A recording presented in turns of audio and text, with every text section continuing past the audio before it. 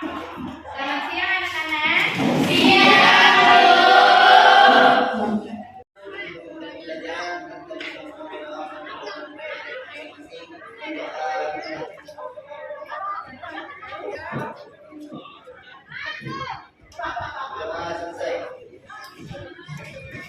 Mari kita menyanyikan lagu nasional 1 berdiri.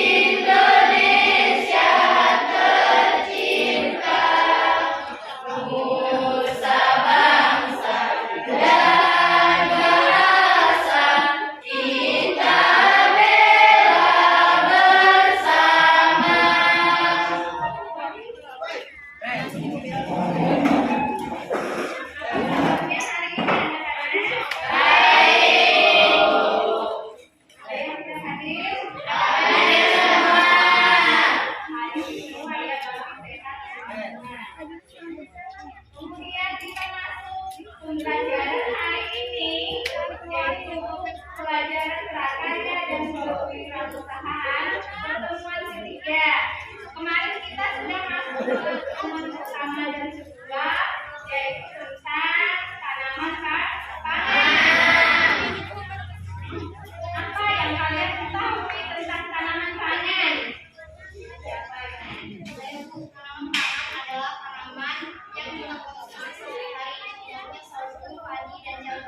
Ya, kemudian tujuan pembelajaran hari ini adalah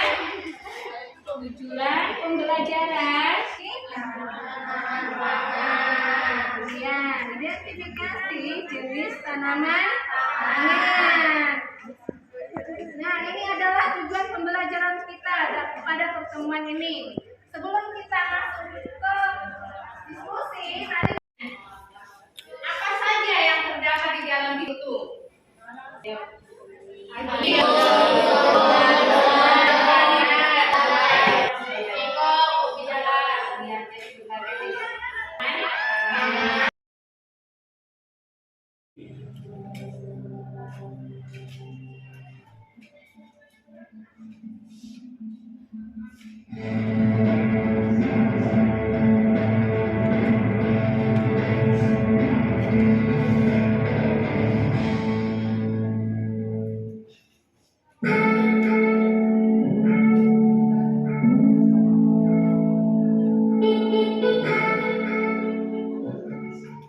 Bismillahirrahmanirrahim. Assalamualaikum warahmatullahi wabarakatuh. Kita ketemu lagi di kesempatan sekarang. Alhamdulillah ya, semuanya masih diberikan kesehatan sehingga bisa menjalankan pembelajaran ini dengan baik. Oke, di pertemuan sebelumnya bukan menugaskan kalian untuk mencari jenis tanaman pangan yang ada di sekitar rumah kalian. Ya, di pertemuan sekarang ini, Ibu akan menjelaskan beberapa jenis tanaman pangan yang tumbuh di Indonesia. Ada apa aja? Banyak. Contohnya di sini ada padi, jagung, sorghum, kedelai, kacang tanah, kacang hijau, singkong, dan ubi jalar. Kita kupas satu-satu. Yang pertama padi. Padi itu dia memiliki akar serabut seperti ini, ya bisa dilihat. Kamu udah tahu kan perbedaan yang mana yang akar tunggal, mana akar serabut. Nah, si padi ini termasuk ke dalam jenis akar serabut. Lalu padi ini memiliki batang yang berbuku dan berongga. Bisa dilihat pada gambar di sini ada buku-bukunya. Ya, ada batas-batas dan juga di dalamnya itu memiliki rongga. Masing-masing buku itu ukurannya variatif, ada yang 1 cm sampai dengan 2 cm. Lalu berbagai menggunakan biji, ya, dengan menggunakan biji. Lalu daun dan anakannya itu tumbuh dari buku yang ada pada batang. Bisa dilihat kan di sini, ya kan, daun pertama nih, ini daun kedua, dan ini daun ketiga. Lalu bunga atau malai itu muncul dari buku yang terakhir. Kan di sini ada beberapa buku ya. Yang kedua, ketiga bisa dilihat dari daunnya. Si bunga atau malai itu tumbuh di buku yang terakhir, ada di yang paling atas, gitu. Nah, bulir padi itu terdapat pada malai yang dimiliki oleh anakan. Jadi malai itu keseluruhan ini yang tumbuh di buku yang terakhir. Lalu bulir-bulir padi itu terdapat pada malainya. Biasanya padi ini dapat dibudidayakan dan tempatnya nih, ada padi sawah, ada padi gogo, dan juga ada padi rawa. Apa sih bedanya dari ketiga padi ini? Kenapa harus dibedakan menjadi padi sawah, padi gogo, dan juga padi rawa? Kita lihat, padi sawah itu merupakan jenis padi yang ditanam di daerah genangan air, yang biasanya disebut sawah. Pasti udah tahu semua kan sawah yang seperti apa ya. Nah, jenis padi sawah ini padi yang ditanam di sawah, ya, di daerah yang memiliki genangan air. Lalu biasanya si padi sawah ini jika tanpa air yang tergenang itu dia tidak bisa berkembang, jadi sangat bergantung pada air, gitu ya kalau si padi sawah ini. Sedangkan padi gogo itu kebalikannya dari padi sawah. Tadi kan kalau padi sawah itu sangat bergantung pada air, sedangkan padi gogo ini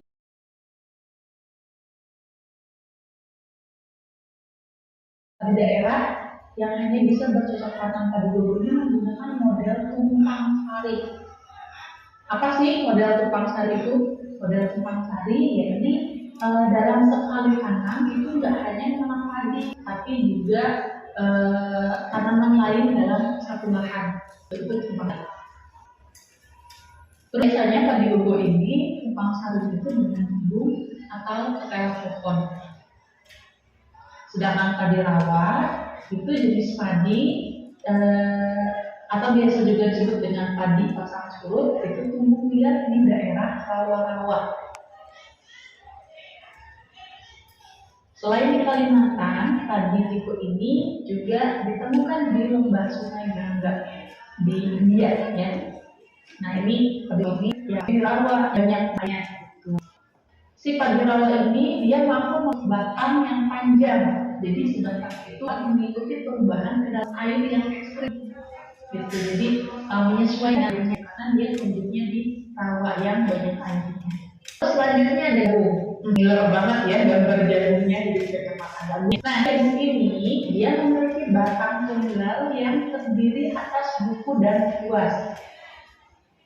Ya, batangnya tunggal hanya satu dan dia memiliki buku-buku dan ruas. Nah, daun jagung itu dia terdapat pada setiap buku pada tiangnya. Jadi kalau daun ini sama halnya seperti padi tadi, ya, dia si daun ini terdapat pada setiap buku-buku. Jadi satu buku ada daunnya, ada buku lagi tumbuh lagi daunnya, seperti itu. Si jagung ini dia itu dapat ditanam di lahan kering maupun di lahan sawah sesudah menanam padi. Jadi kalau padi itu kan musiman, ya, padi itu kan masuk ke dalam jenis tanaman musiman, bukan tanaman tahunan. Jadi setelah padi itu selesai dipanen, lahan itu kan kosong. Nah, lahan yang kosong itu dapat dimanfaatkan untuk menanam si jagung ini, gitu. Lalu si jagung ini yaitu diperbanyak dengan biji. Daun hidup jagung itu berkisar antara 8 sampai 150 hari atau sekitar 3 sampai 5 bulan. Nah, kalau daun hidupnya selama 80 sampai 150 hari atau 3 sampai 5 bulan itu dikategorikan sebagai apa coba? Sehingga pertemuan sebelumnya Ya, dikategorikan sebagai tanaman musiman. Jagung itu dia memiliki bunga jantan dan bunga betina yang terpisah, tapi masih di pohon yang sama ya. Bisa dilihat pada gambar, si bunga jantan itu terletak di ujung batang, itu yang di atas.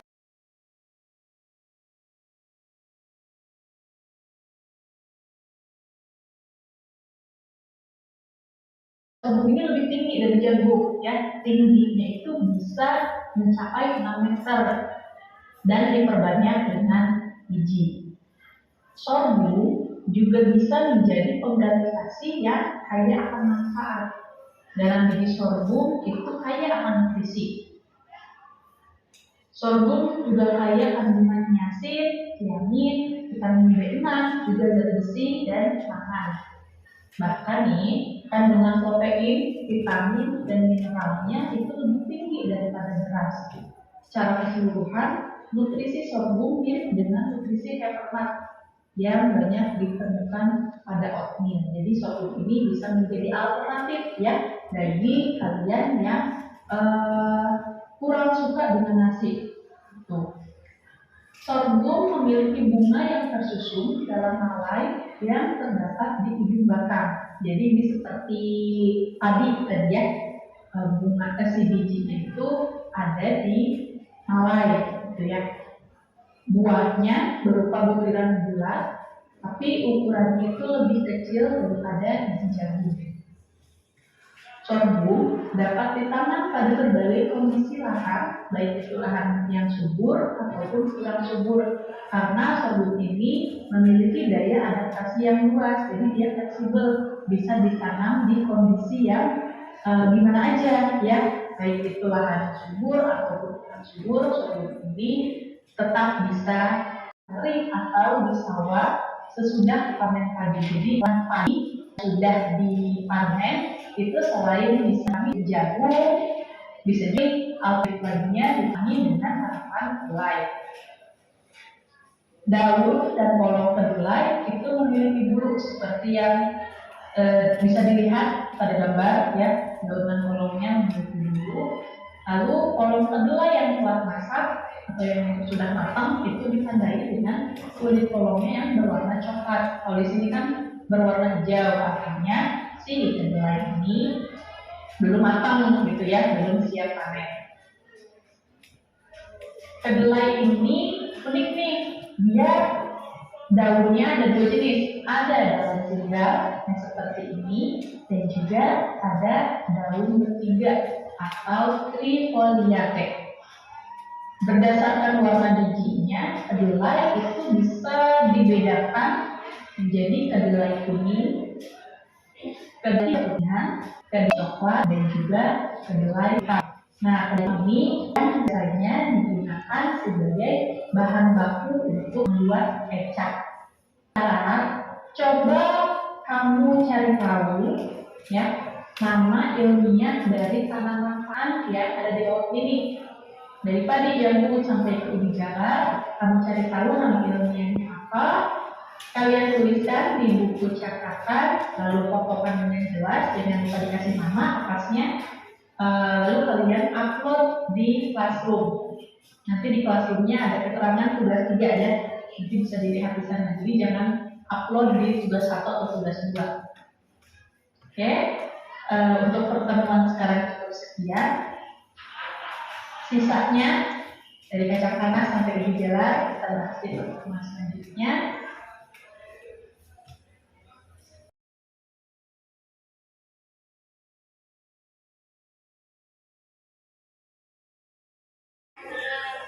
Setelah mengamati video tadi, kalian sekarang berdiskusi dengan teman kelompok mengerjakan LKPD yang dibagikan ini.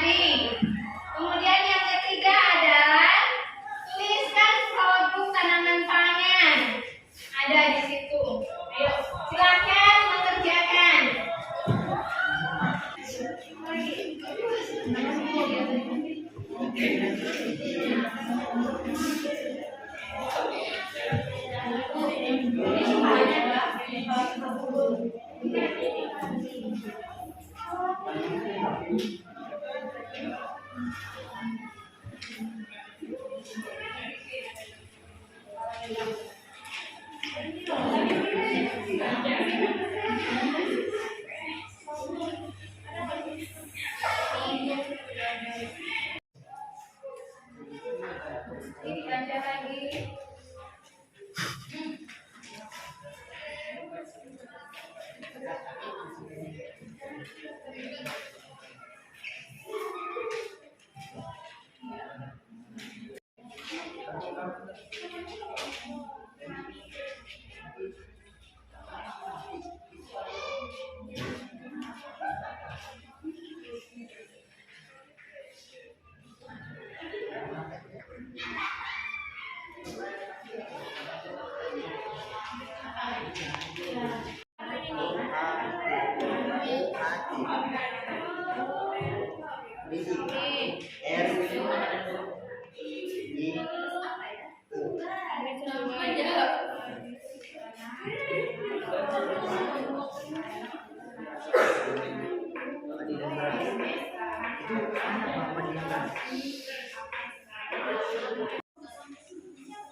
Cepat-cepat biar kita dimiliki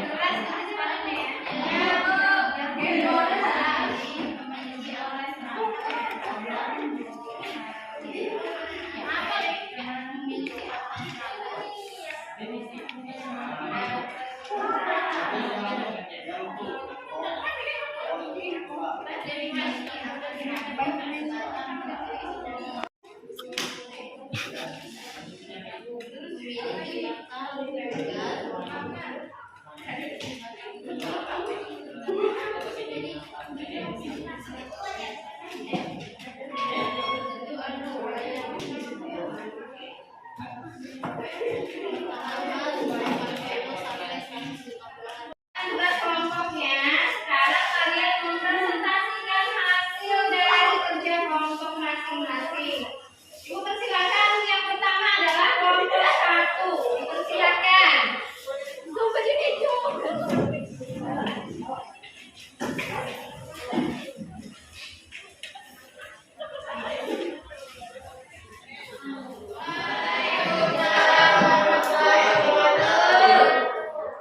Perkenalkan, nama saya Nabil. Di kanan saya ada Ida Noria, kemudian ada Asmawati, lalu Maria Ulfa, dan satunya lagi Andini. Kami dari kelompok 1 ingin mempresentasikan hasil dari kerja kelompok kami, yaitu tentang identifikasi jenis tanaman pangan yang akan dibacakan oleh Ida Noria. Saya di sini akan membacakan hasil kerja kelompok kami. Pertama, nama tanaman padi, ciri-ciri tanaman memiliki akar serabut, umur tanaman 65 sampai 90 hari, bagian tanaman yang dimanfaatkan, padi yang diolah menjadi beras. 2. Jagung, ciri-ciri tanaman memiliki batang terbuka, umur tanaman 80 sampai 150 hari, bagian tanaman yang dimanfaatkan biji. Kedelai, ciri-ciri tanaman, daun dan kolong memiliki bulu, umur tanaman 72 sampai 90 hari, bagian tanaman yang dimanfaatkan bijinya. Sorghum memiliki batang yang berkupu-kupu, memiliki batang 60 cm. Umur tanaman 80 sampai 150 hari, bagian tanaman yang dimanfaatkan bijinya. Yang kedua, cerelia, padi, jagung, kon. Yang selanjutnya kami akan mengelompokkan tanaman pangan. Satu, cerelia, padi, jagung, gandum, barley, soba, dan millet. Kedua, kacang-kacangan, kedelai, kacang tanah, kacang hijau. Ketiga, umbi-umbian, ubi kayu, ubi jalar, talas, dan ketan. Yang keempat, hortikultura, sawi, bayam, kangkung, wortel, dan kacang panjang. Tanaman pangan dan jenis olahannya. Satu, kedelai putih, jenis olahan jadi tempe, susu kedelai. Dua, singkong, jenis olahan keripik singkong. Tiga, kacang hijau, jenis olahan bubur kacang hijau atau minuman kacang hijau. Tiga, padi, jenis olahan beras. Keempat, kedelai hitam, jenis olahan jadi kecap. Sorghum, jenis olahan jadi sereal atau oatmeal. Jagung, jenis olahan pokok.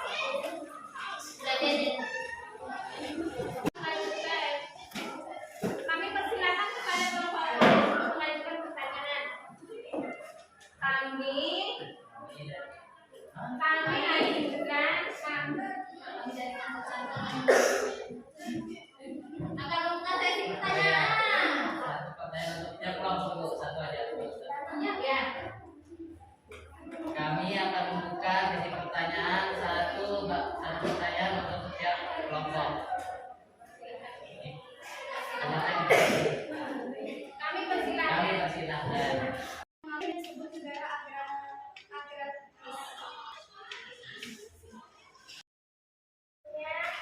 Mempunyai mata pencarian berbagai bidang pertanian seperti budidaya tanaman pangan.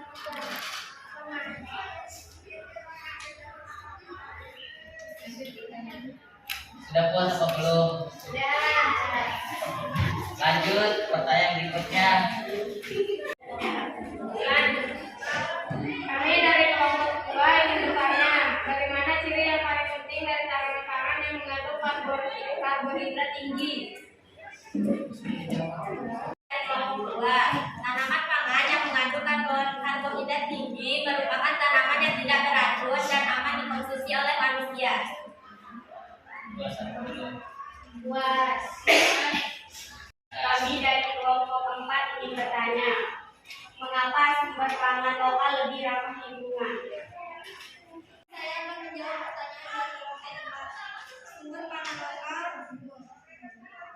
pangan lokal lebih ramah lingkungan karena sumber pangan lokal seperti sagu diolah secara lokal oleh masyarakat setempat.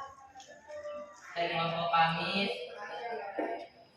mohon maaf jika ada salah kata. Assalamualaikum warahmatullahi wabarakatuh. Warahmatullahi wabarakatuh. Waalaikumsalam warahmatullahi wabarakatuh. Dirinya kami di sini ingin mempresentasikan hasil kerja kelompok kami yang dibacakan oleh teman saya mengenai Pak. Di sini saya ingin mempresentasikan hasil diskusi dari kelompok kami. Nomor 1, nama tanaman padi. Jadi tanaman berbatang, buku, dan berlogam. Umur tanaman 5 sampai 10 hari. Kemudian tanaman dimanfaatkan adalah biji. Nomor 2, umbi-umbian. Ciri-ciri tanaman akar serabut. Umur tanaman 10 sampai 30 hari. Bagian tanaman yang dimanfaatkan adalah daging umbinya. Nomor 3, jagung. Ciri-ciri tanaman memiliki batang tunggal. Umur tanaman 80 sampai 150 hari. Bagian tanaman yang dimanfaatkan adalah biji. Nomor 4, sawi. Ciri-ciri tanaman daun yang berwarna hijau. Umur tanaman 40 sampai 50 hari. Bagian tanaman yang dimanfaatkan adalah daun dan biji. Daun dan tangkai. 6, nama tanaman kedelai. Ciri-ciri tanaman daun dan kolongnya memiliki bulu. Umur tanaman 72 sampai 90 hari. Bagian tanaman yang dimanfaatkan adalah bijinya. Sekarang saya akan mengelompokkan tanaman pangan. Cerealia. Ada padi, beras, gandum, jagung, oat, dan sorghum. Kacang-kacangan, kacang kedelai, kacang hijau, kacang tanah, dan kacang merah. Umbi-umbian, ubi jalar, talas, gandum, dan garut. Hortikultura ada apel, anggur, kacang panjang, terong, dan jeruk. Jenis tanaman pangan dan olahraga. Nama-nama jenis tanaman di jalan. Olahan kolak. Gandum bisa dijadikan sebagai singkong, olahan keripik, kedelai, jenis olahan susu kedelai, olahan nasi gabung, jenis olahan koprek, jala, jenis olahan kolak, gandum, jenis olahan roti, kacang merah, jenis olahan bubur. Itulah hasil dari kerja kelompok kami. Sekarang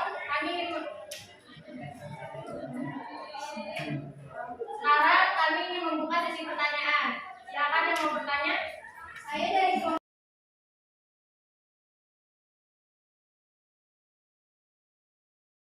3 ingin bertanya, apa manfaat pembudidayaan tanaman pangan bagi ketahanan pangan di Indonesia? Saya menjawab pertanyaan dari kelompok 3. Apa manfaat pembudidayaan pangan bagi petani adalah dapat memenuhi pangan sehari-hari seperti protein dan karbohidrat dan Saya dari kelompok 3 bertanya, apa manfaat pembudidayaan pangan bagi ketahanan pangan Indonesia? jawab pertanyaan dari kelompok 3.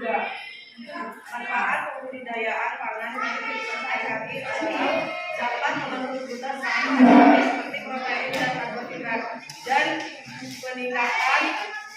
peningkatan kesejahteraan para petani ke arah yang lebih baik. Terima kasih atas jawabannya. Saya buat. Kelompok 1 ingin bertanya. Berdasarkan pengertian umum tanaman pangan dibagi menjadi 3 kelompok. Sebutkan.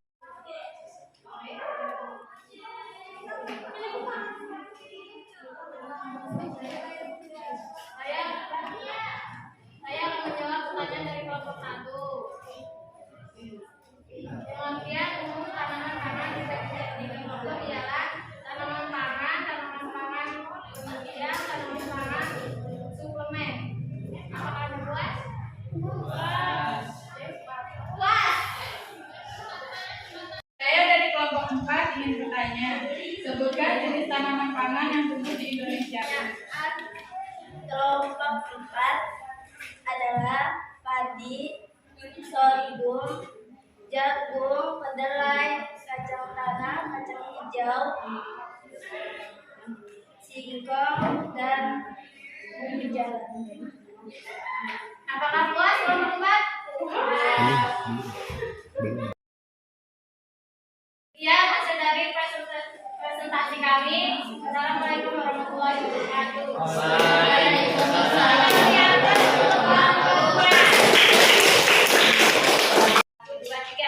Assalamualaikum warahmatullahi wabarakatuh. Waalaikumsalam warahmatullahi wabarakatuh. Kami dari kelompok 3 ingin mempresentasikan hasil diskusi kami tentang jenis identifikasi budidaya tanaman pangan. Kepada Heni Amelia kami persilakan untuk saya akan membacakan hasil pendiskusian kami. Nama tanaman padi, ciri-cirinya memiliki akar serabut, umurnya sekitar 65 hingga 90 hari. Bagian tanaman yang dimanfaatkan adalah biji. Yang kedua, jagung, ciri-cirinya memiliki batang tunggal, umurnya sekitar 80 hingga 150 hari. Bagian tanaman yang dimanfaatkan adalah biji. Yang ketiga, ada bayam. Bayam memiliki daun yang lebar, umurnya sekitar 25 hingga 30 hari. Bagian tanaman yang dimanfaatkan adalah daun dan tangkai. Yang keempat, ada singkong yang memiliki akar tunggal, umurnya sekitar 8 hingga 10 bulan. Bagian tanaman yang dimanfaatkan adalah daun dan umbi. Yang kelima, ada kacang panjang. Ciri-cirinya yaitu memiliki batang yang panjang, umurnya sekitar 72 hingga 90 hari. Sedangkan bagian tanaman yang dimanfaatkan adalah daun dan buah. Yang keenam, ada ubi jalar.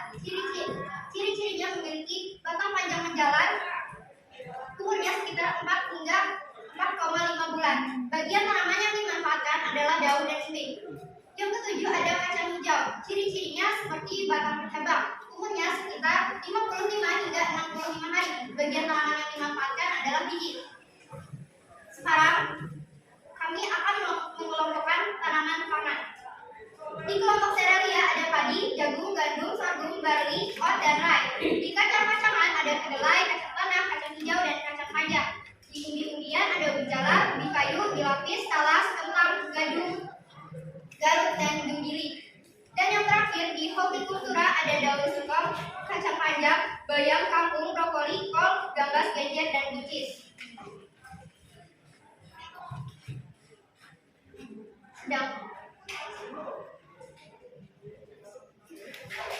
Tanaman pangan dan olahannya. Lalu saya akan membacakan jenis tanaman pangan dan olahannya. Kacang hijau bisa dibuat menjadi bubur kacang hijau. Kalau gandum bisa diolah menjadi roti gandum. Kacang kedelai putih bisa diolah menjadi tempe. Sorghum bisa diolah menjadi minuman beralkohol. Padi tentu saja bisa diolah menjadi beras. Singkong bisa diolah menjadi tape. Ubi jalar menjadi keripik ubi. Jagung menjadi popcorn. Bayam menjadi sayur bening. Dan kacang kedelai hitam menjadi kecap. Sekarang kami akan menerima sesi tanya jawab kepada kelompok yang ingin bertanya dan silakan. Saya dari kelompok 1 ingin bertanya kepada kelompok 3. Jelaskan pengertian tanaman pangan. Saya akan menjawab pertanyaan dari kelompok 1. Tanaman pangan adalah segala jenis tanaman yang di dalamnya terdapat karbohidrat dan protein sebagai jenis sumber energi manusia. Contohnya padi, jagung, dan serealia. Puas. Saya dari kelompok 4 ingin bertanya. Sebutkan contoh wirausaha di bidang budidaya tanaman pangan. Di sini saya akan menjawab pertanyaan dari kelompok 4, yaitu yang pertama, budidaya kacang hijau untuk panen biji. Yang kedua, budidaya sorghum untuk bioetanol. Yang ketiga, budidaya padi untuk menghasilkan biji. Dan yang terakhir ada budidaya jagung menghasilkan keju. Sekian presentasi dari kita. Wassalamualaikum warahmatullahi wabarakatuh. Ibu persilakan untuk mempresentasikan hasil kelompoknya.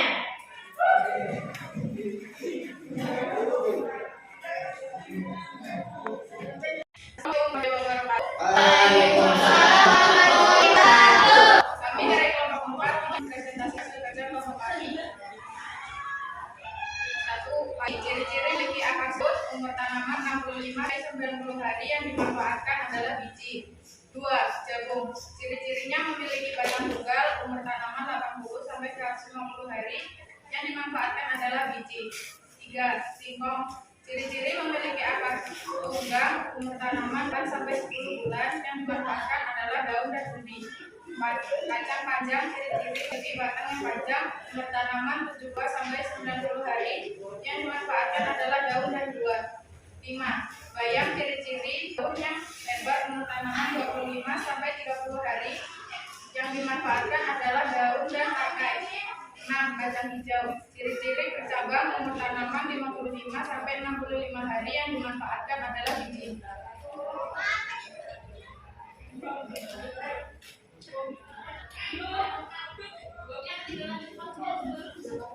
Satu, jagung.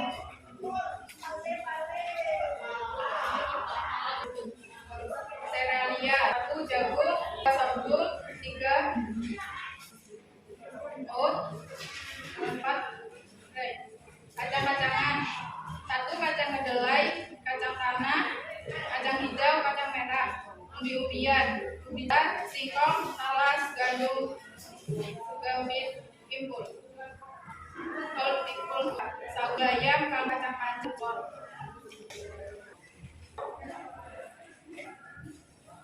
Jenis tanaman pangan. 1. Kedelai, 2. singkong, 3. padi, 4. jagung, 5. sorghum, 6. kedelai, 7. kacang hijau, 8. gandum. Jenis olahan: kedelai putih, susu, tahu, singkong, keripik, padi, beras, jagung, popcorn, sirup es, dan minuman beralkohol. Kedelai hitam, kecap, kacang hijau, minuman kacang hijau, gandum, roti. Di sini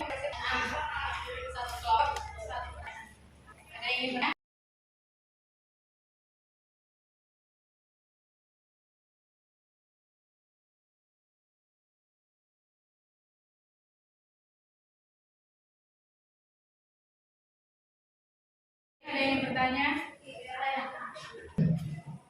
Saya dari kelompok satu yang bertanya, solusi apa yang dilakukan untuk mengatasi krisis pangan?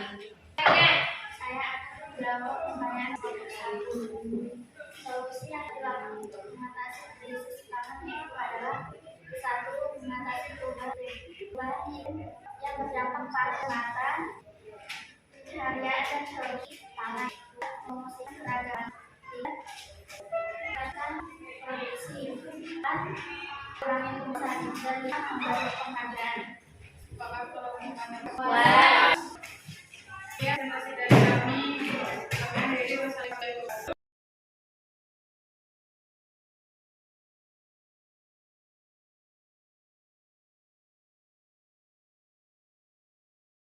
Setelah setiap kelompok mempresentasikan hasil kerjanya, maka kita ambil kesimpulan pembelajaran hari ini, yaitu siapa yang bisa memberikan kesimpulan. Silakan.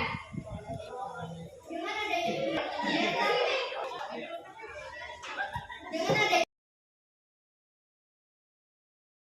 kesimpulan yang saya ambil adalah dengan adanya pembelajaran pada hari ini kita jadi mengetahui jenis-jenis identifikasi tanaman pangan.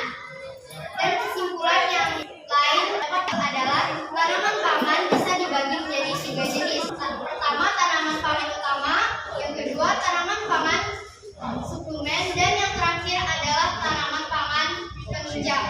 Ya, tepuk tangan.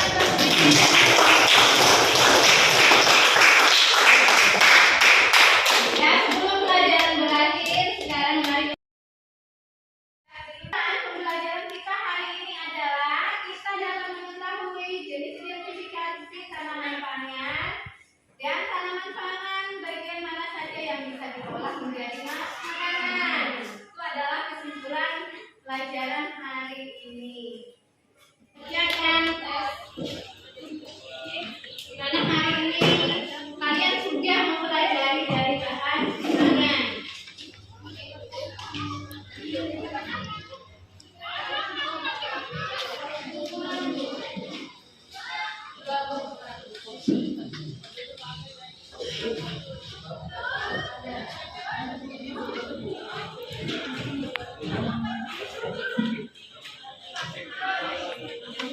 Ayo dikerjakan.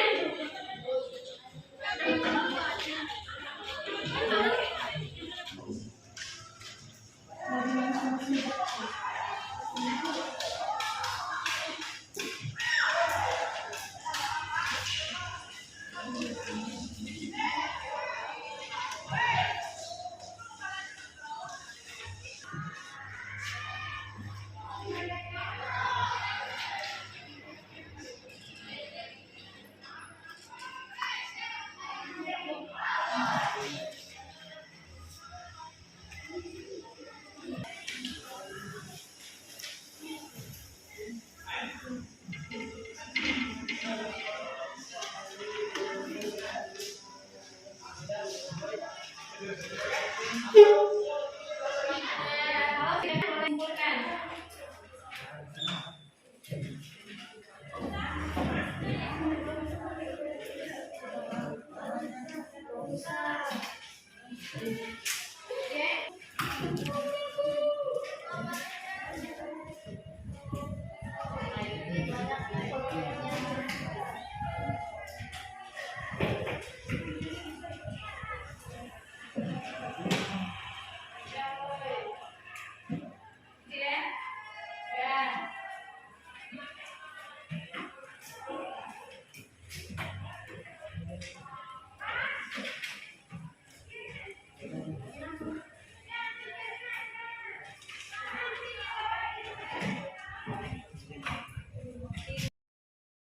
Selanjutnya kita akan memasuki teknik budidaya tanaman pangan.